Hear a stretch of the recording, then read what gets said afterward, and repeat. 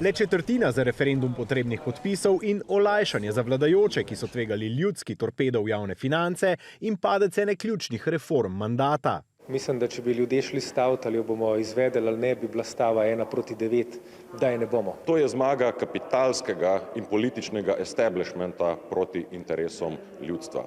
Ampak tudi ta zmaga, mislim, da ima omejen rok trajanja. Prav odpadnik Levice je na referendum o pokojninski reformi stavil največ in na prihajajočo nedeljo tudi tempiral ustanovitev svoje nove stranke, Mi socialisti. Vlada je reformo izpeljala brez velikih delavskih protestov oziroma upora državljanov, kot smo ga v podobnem primeru nedavno videli v Franciji.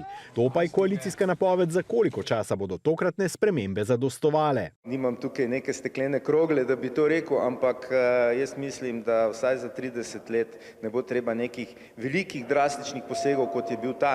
Jasno pa, da bojo potrebne določene prilagoditve na nekaterih segmentih. Velik zmagovalec te pokojninske reforme so delodajalci oziroma kapital.